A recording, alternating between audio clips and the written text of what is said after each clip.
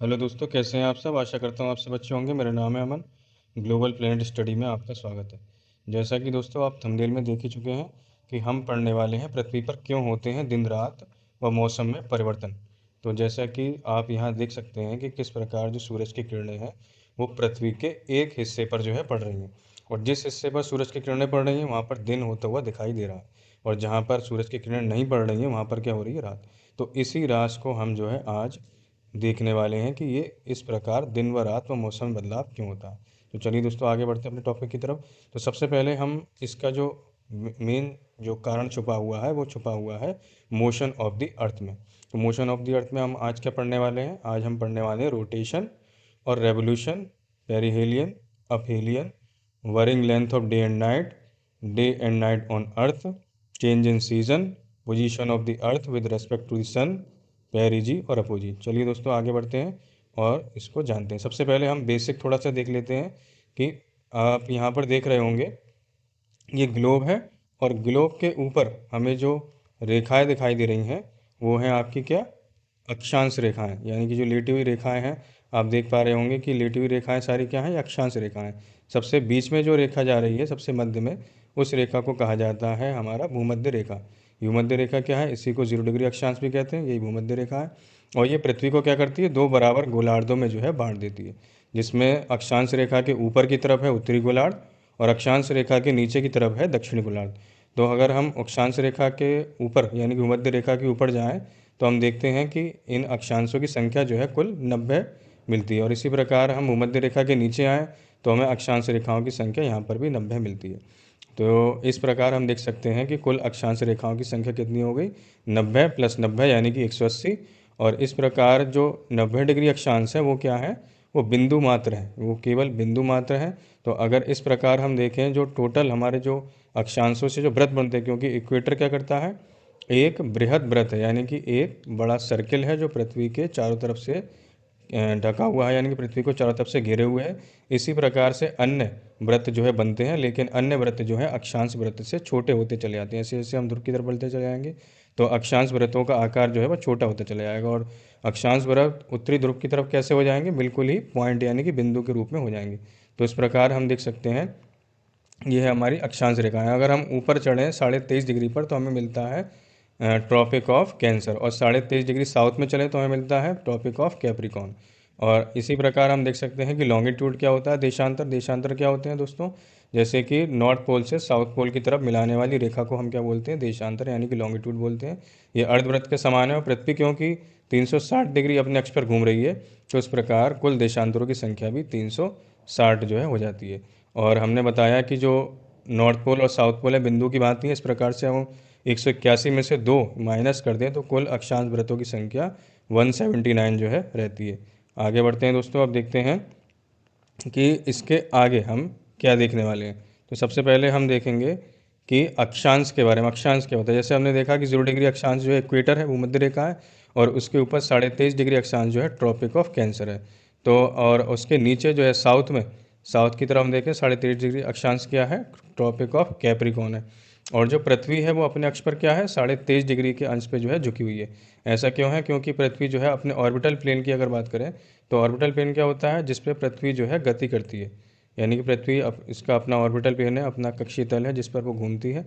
और उसी से अगर हम एक लंबवत रेखा खींच दें तो उस लंबवत रेखा से और अक्षांश के बीच की रेखा के बीच में जो कोण बनता है वो कुल मिला के कितना है, 23.5 डिग्री का है।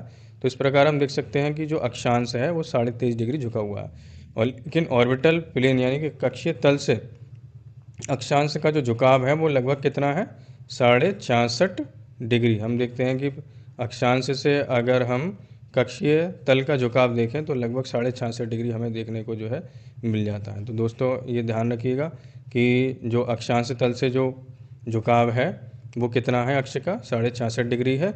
और अगर हम देखें भूमध्य रेखा से इसका जो झुकाव है वो कितना है, 23.5 डिग्री है। तो आगे बढ़ते हैं और हम जानने की कोशिश करेंगे किस प्रकार से पृथ्वी में जो गति जो है होती है। जैसे हम देख पा रहे हैं कि ये पृथ्वी जो है अपने अक्ष पर पश्चिम से पूर्व दिशा में जो है वो घूम रही है, ठीक है। और इसी प्रकार हम देखते हैं कि पृथ्वी की गतियों के बारे में, जिसमें रोटेशन और रेवोल्यूशन को हम जो है समझने वाले हैं। तो हम देखेंगे कि पृथ्वी जो है अपने अक्ष पर किस प्रकार से जो है वो गति करती है। तो हम इसमें देखेंगे कि पृथ्वी जो है सदैव अपने अक्ष पर जो है पश्चिम से पूर्व दिशा में लट्टू की तरह घूमती रहती है, जिससे पृथ्वी का घूर्णन कहते हैं और परिभ्रमण भी कहते हैं। इसी गति के कारण क्या होता है, दिन व रात होते हैं। और पृथ्वी का जो अक्ष है वो अपने यानी कि और इक्वेटोरियल प्लेन यानी कि भूमध्य रेखा पर जो है लंबवत है।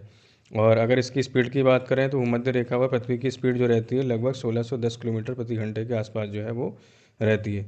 और ध्रुवों की तरफ अगर हम बात करें तो ध्रुवों की तरफ जैसे जैसे बढ़ते जाएंगे तो इसकी गति जो है वो क्या होती जाएगी, कम होती जाएगी।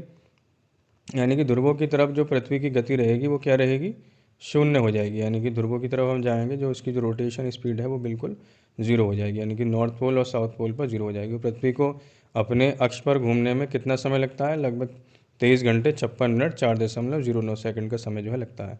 और यहाँ आप देख सकते हैं इनकी गतियों के बारे में, जिसमें 60 डिग्री अक्षांश पर इसकी गति किस प्रकार कम होती जा रही है और ध्रुवों पर किस प्रकार ये है जीरो हो गई है।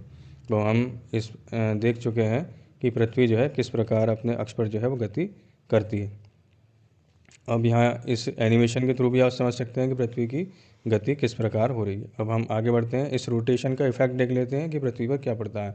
जो पृथ्वी पर हवाएं चलती हैं और समुद्री धाराएं हैं, उन पवनों उनकी यानी कि समुद्री धाराओं की दिशा में परिवर्तन और पवनों की दिशा में परिवर्तन जो होता है वो किसकी वजह से होता है, रोटेशन की वजह से होता है। और जो पृथ्वी पर अगर हम देखते हैं कि जो ज्वार और भाटा आता है उसके मार्ग में जो परिवर्तन होता है वो भी किसकी वजह से होता है, रोटेशन की वजह से ही होता है। और पृथ्वी के जो इक्वेटोरियल रीजन है यानी कि इक्वेटर है वो एक तरीके से उभार लिए हुए है और जो पोल्स हैं वो थोड़े चपटे हैं।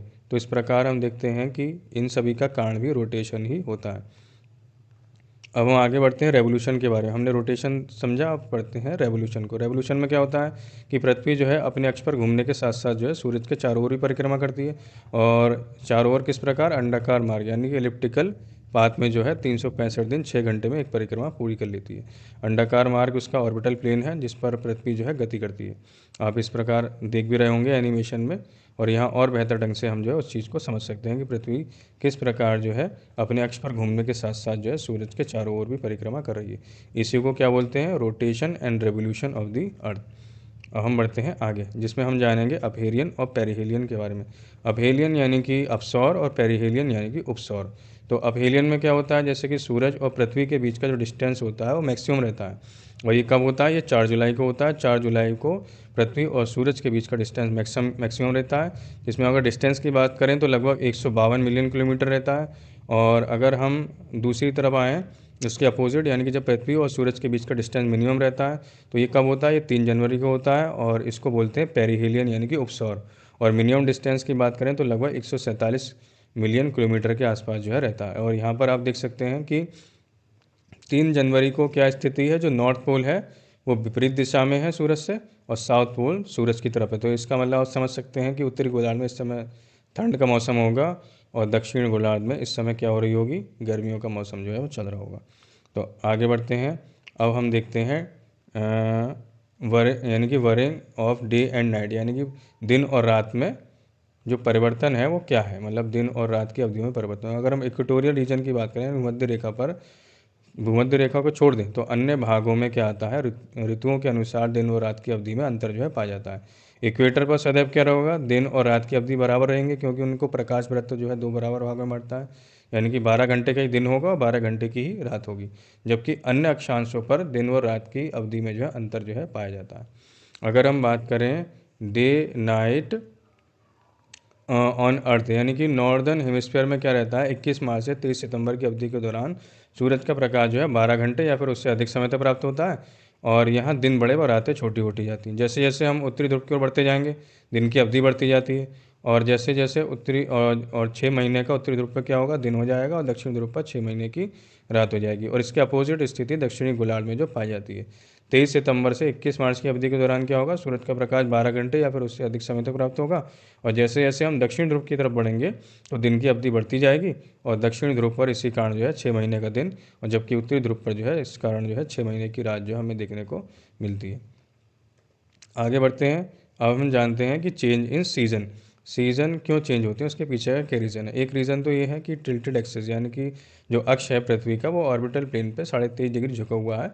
मेन रीज़न तो यही है। और दूसरा इसकी पोजीशन क्या है, position of earth with respect to the sun की बात करें, जैसे 21 मार्च 23 सितंबर, 22 दिसंबर और 21 जून को पृथ्वी की स्थिति जो है वो क्या रहती है, उसके बारे में भी हम जानेंगे। सबसे पहले हम 21 मार्च और 23 सितंबर को जान लेते हैं क्या होता है। 21 मार्च 23 सितंबर को क्या रहता है कि सूरज की किरणें जो हैं वो इक्वेटर यानी कि भूमध्य रेखा पर लंबवत पड़ती हैं। यानी कि इस समय क्या हो रहा होगा, इन 2 तारीखों में पृथ्वी के प्रत्येक भाग में 12 घंटे का दिन और 12 घंटे की रात जो है हो रही होगी।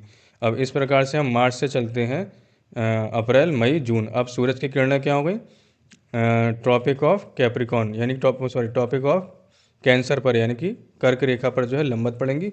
और इस प्रकार जो है उत्तरी गोलार्ध जो है सूरज की तरफ झुक जाता है, यानी कि नॉर्थ पोल जो है सूरज की तरफ होगा। यहाँ इसका मतलब उत्तरी गोलार्ध में इस समय गर्मियों का मौसम जो है होगा। अब जैसे 21 जून के बाद हम आगे बढ़ते हैं, फिर जुलाई, अगस्त, सितंबर और आपका तो हम देखते हैं कि 23 सितंबर को फिर सूरज की किरणें इक्वेटर पर यानी मध्य रेखा पर लंबवत हो जाएंगी। ठीक है, और यहाँ पर दिन और रात की अवधि जो होगी बिल्कुल बराबर जाएगी।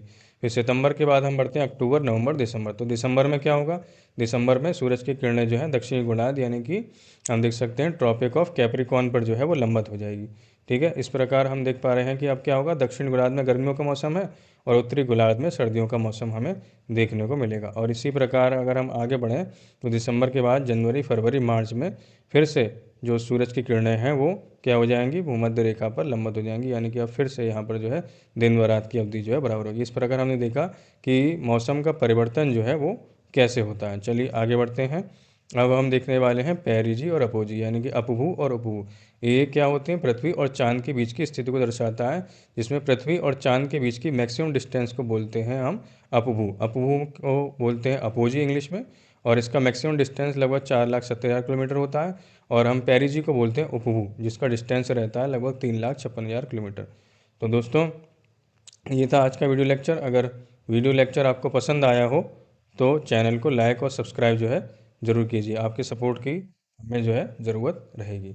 धन्यवाद दोस्तों, थैंक्स फॉर वॉचिंग।